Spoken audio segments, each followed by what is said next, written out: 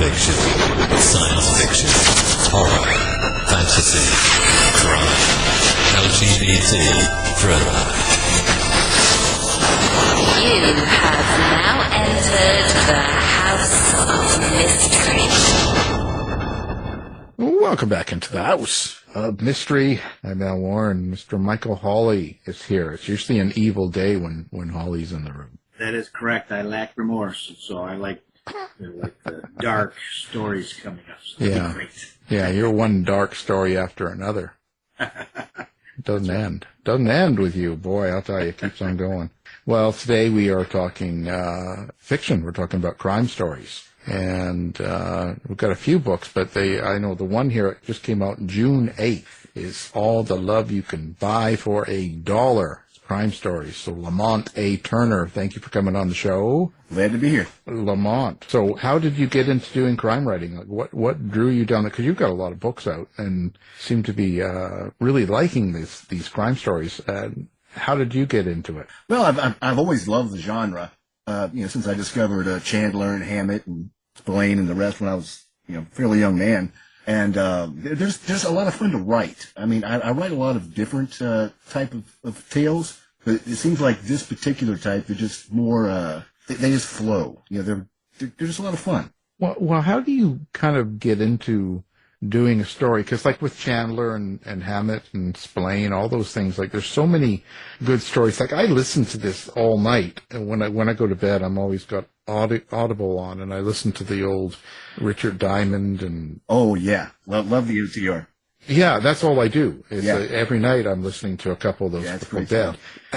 So how do you tell a story that's not in there already? Do you know what I mean? Like there's there's so many. Yeah, that's true of just about any genre, though. I mean, they say every story's already been told. You just have to try and find a new spin. You have to try and do it in your own unique voice, and hopefully it sounds original. So it's something a little new for people. Do you write with one private detective in this book, for instance, or do you have several, or just different?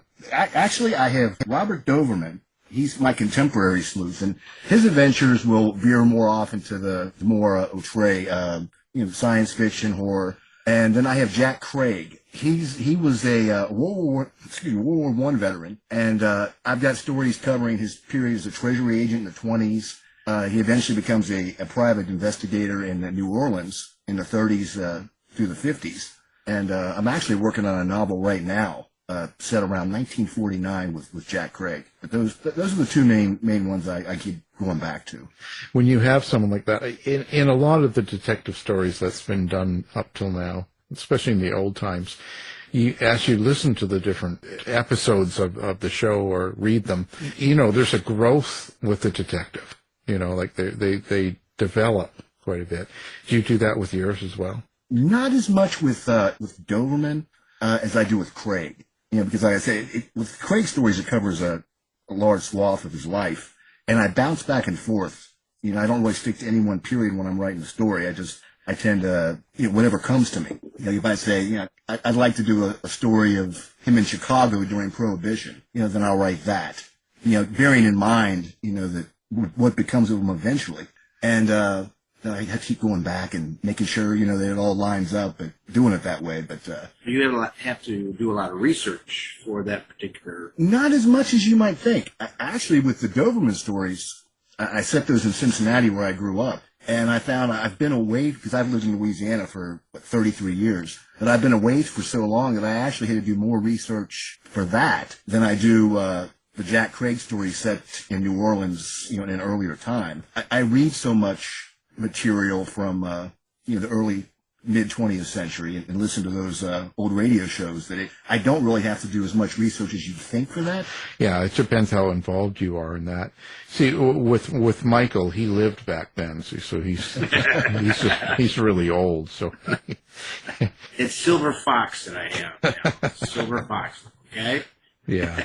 My back says I'm pretty much there myself. So. Yeah, it goes fast. Well, it's interesting how that is, how certain ones develop and certain ones don't. What's different about those two characters, Craig and Doberman? What's the difference in their personalities then? I would say the era in which the that they live and, their stories are set has, shaped their characters to an extent. I mean, they're both veterans, but Craig was a veteran in World War One, and I think that, the baggage he carries with that, and he was wounded. Yeah, so, he still deals with that. He's got some shrapnel on his leg. Doberman, with his stories involving, the supernatural, and he has more of, an outlook that's perhaps outside of what, your average detective would have. He's used to grappling with monsters and not just criminals, where Craig's a little more down to earth. Is Doberman the one in Cincinnati? Yes. Uh-huh. Okay, gotcha. Yeah. Well, I have to wonder. So, with the science fiction sort of styles like that, do you take kind of the standard science fiction stories that are out there, or do you have? I guess you must be pretty creative in that way to do those. Well, I'm a big fan of speculative fiction as well as the crime material. I mean, I've certainly written some stories that would fall into the category of horror, but I don't really know if I would label the bulk of it horror. More Serling-esque, perhaps. Twilight Zone was a big influence on me, and I just love those types of stories. And with the Doberman stories, I weave that in. It's still told as a hard-boiled noir type of tale, but I weave it into it and see how this detective would react to these circumstances, rather than make it flat out science fiction. Yeah. Do you have little subtexts in the stories? There's like a meaning, because quite a few of the Twilight Zones, right? There's always sort of a hidden little meaning, like you see something on the surface, but there is more to it than just that. Oh yeah. I mean, I try not to beat the readers over the head with it, but it creeps in. I mean, my own viewpoints on things, and I like to think that there's an underlying theme to most of the stories beyond just the action. Well, and as of late, a lot of people need things beaten over their heads. So. Yes. I tell you, this is the strangest world we're ever in. So beat all you can. Do you actually know your characters, like as in, do you see them like a film? Do you hear their voices? Do you kind of have an interaction in that way, or are you something different? Oh, definitely. Especially when you've written as many stories about a character as I have Doberman.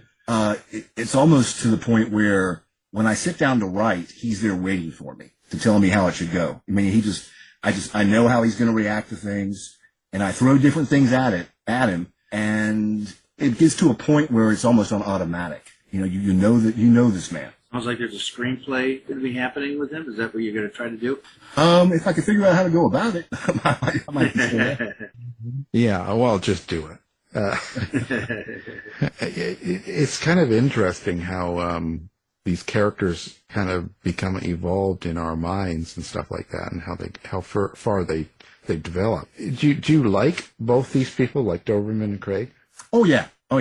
Because I mean, they've got their warts, and they especially Doberman can be pretty brutal. If he prefers to use his head, to think his way out of situations. But if someone he cares about is threatened, he can be pretty rough.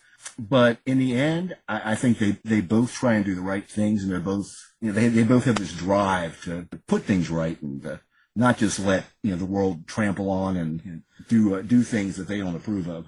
So now on the Sins of the City, that's Rob Doberman at the Chronicles. So is that one story with him, or is that's several stories? Yeah, that's pretty much a compendium of all the short stories I've written about him. And do you have a favorite one in there that you like to talk about? They kind of bounce back and forth between the weird ones and the more straight ones. Of the just the more straight crime fiction, I like the Tiger a lot. It depends on my mood, which one and which one I've written most recently. Echoes of Emptiness was, I think, a pretty decent one.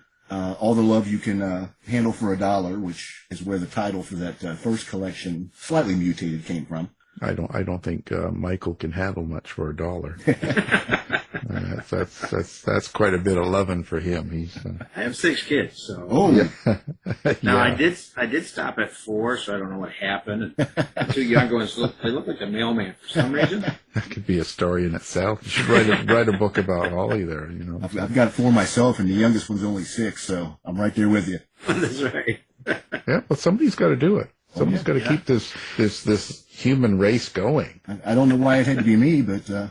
So, who are your biggest influences? Is it kind of the old writers like that, or do any of the new ones kind of seep in there? Definitely the older writers. In fact, I tend to try not to read too much of the newer fiction. I'll let it sit for a while after it's come out before I'll get into it, because I don't want to subconsciously steal from contemporary writers. Have it seep into my own work. I mean, eventually I get around to it, but I'd say Chandler's a big one. The way he used prose was, his just turn of phrase, his dialogue. Hammett, of course. As far as the more horrific type of material, Richard Matheson, Fritz Leiber wrote some good novels. Conjure Wife, one of my favorites. With those older ones like that, sometimes nowadays some of the things, the jokes they may have said or something would be more like inappropriate today. Oh yeah. And so you encounter that? Oh yeah. And in fact, in writing period pieces from that time, like with the Jack Craig stories, it's always a tightrope.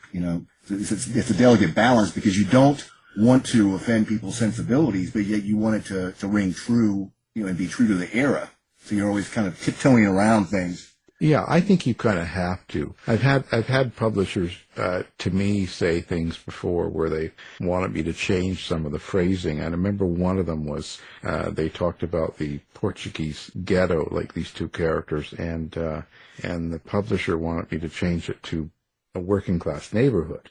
Oh. And the thing is, for me, I thought, well, that's strange because it's dialogue. Yeah. Yeah. Nobody talks like that, and especially back then, like in the 20s and 30s, let's not go to the Portuguese, working class neighborhood. Who talks like that? Well, see, that's the thing. I mean, is this coming from the author and it's his own voice, or is it the characters? I mean, characters are allowed to be vile. Yeah, because it's fiction. Some of it is necessary, especially if they're the bad guys. Yeah. I mean, because I think what throws me is if I'm doing an old story or listening or reading or watching something even on television or a movie, if you get into it and then they start using dialogue like it's 2020, I get thrown out of the story. It's like, ooh, that's not real. That's not, I mean, you don't have to, I think you can avoid some of the subjects that are touchy, but the characters have got to be real or... No, and plus, I think it does a disservice to the people that lived and struggled back then. I mean, it gets to a point where you're not so much offending people's sensibilities as you are whitewashing it. Right, because it is what it is. Yes, yeah. We can't change what they did before we were even alive. They were who they were, and it's not that it's good, but it's just, I think, because I really like the edge on detectives, especially if you're talking, anywhere from 1920 to 1970. I like that edge. I think it's got a good feel to it, a realistic feel. Because I want that on it. I want the smart ass part of it. I want my detective to be a little bit edgy and because that's kind of what works. Oh yeah, and I think it's a little truer to life too. I mean, someone who deals with those type of situations isn't going to be Pollyanna sunshine. They're going to be used to having their hands dirty and seeing the ugly side of life, and that's going to rub off on them. Yeah, and it's more realistic. They got to be more like Michael. They got to be gruff. Yeah, mean, evil. So where do you see yourself going with all this? Like, what do you hope to accomplish when you're writing a lot of these stories? Do you have kind of a goal in mind? Actually, I just love to write stories. Someone post somewhere they said, what would you need to do to feel you're a success? And I pretty much feel I'm a success every time I type the words "the end." There's another one done, and I put them out there, and hopefully, people like them, and I'll be able to keep doing it. Do you like to interact with readers and stuff like that, or do you avoid all that? I don't actively avoid it. I don't really seek it out. Just not really. Doesn't really fit into the schedule too much. I mean, I talk to people online. Exchange emails and things, but I don't go to conventions or book signings or anything like that. So how much of your own life do you think you put into this, these characters and people and stories? It varies. I know with Jack Craig, with his war wound and his pain in his leg and his back, there's a bit of me in that. Now mine didn't come from a war wound. I've got a few herniated discs in my back that I had to deal with, and some of their attitudes reflect my own. Usually my characters are in situations though that I would never be in. So it's kind of hard to say. I think that the way I speak, the way that my thoughts go through my head is evident in a lot of the characters. Doverman, Jack Craig, both. Maybe because I've listened to so many of those old radio programs, I do tend to actually think like that, which makes it easier to write. Yeah, because you're in the mindset. The evil, dark characters and stuff. Where do they come from for you? Evil, dark characters. I try not to make any too black and white, too evil. I usually will have a character who has a position that's bad, and think, how would this person see this as not bad? How are they defending this in their own mind? And seeing themselves as the good guy. And I work backwards from there, and sort of develop their personality around this, this bad idea they have, and how they've kind of shaped themselves around it. Right. Why they do what they do, Did you like writing those characters? Oh yeah. The morally ambivalent characters are sometimes a lot more interesting than the run-of-the-mill good guys and bad guys. And I like to think most of the characters in the stories fall somewhere in the middle. They do some questionable things, but they have a little bit of goodness in them too, a little bit of honor. Yeah, I think a lot of them do. So you like those? Do you like put a lot of violence in the books? I think it keeps the story going. Now you don't want to just, at least me, I don't want to just throw it out. I've read some authors where it's just nonstop, bang bang, punch punch.